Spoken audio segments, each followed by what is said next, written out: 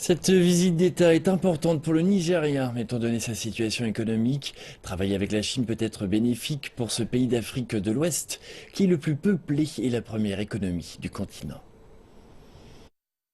La visite de Boari n'aurait pu survenir à un meilleur moment. Les recettes du Nigeria ayant chuté avec la baisse des cours du pétrole, la première économie d'Asie recherche de nouveaux moteurs de croissance via les investissements directs étrangers.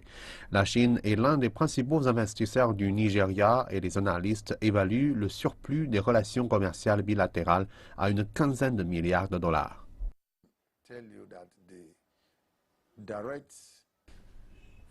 Je peux vous dire que les investissements directs étrangers de la Chine au Nigeria se rapprochent aujourd'hui des 100 milliards de dollars.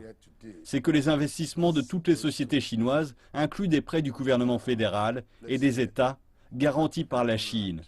Par exemple, pour la rénovation de tous les aéroports du Nigeria, qui est conduite par la CCECC. Le président nigérian va chercher à attirer plus d'investissements chinois à travers cette visite. Un autre sujet qui devrait être abordé est les conditions d'un éventuel prêt. Le Nigeria prévoit d'emprunter environ 5 milliards de dollars aux agences de crédit à l'export pour financer son déficit public. Si aucun chiffre officiel n'a été confirmé, les rumeurs racontent que le président Boari signerait un accord de prêt de 2 milliards de dollars avec le gouvernement chinois pendant sa visite. L'argent devrait être déployé pour le développement d'infrastructures. Quand vous empruntez à un bon taux et déployez l'argent pour des actifs économiques productifs, vous catalysez le développement et la croissance de l'économie. Vous accélérez le processus de croissance économique.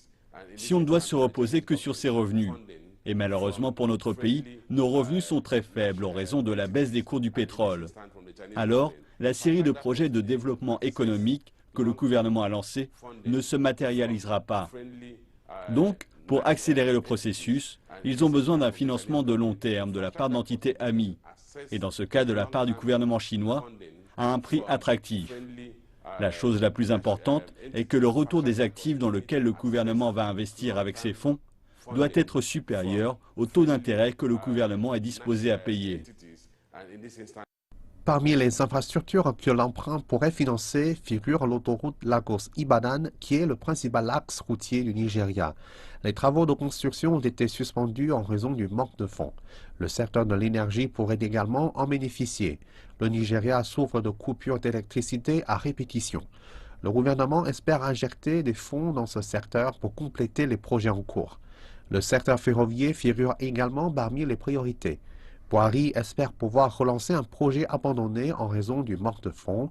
Et enfin, le gouvernement espère pouvoir redémarrer l'activité sur plusieurs projets suspendus et dont les ouvriers ont été licenciés afin de faire diminuer le chômage.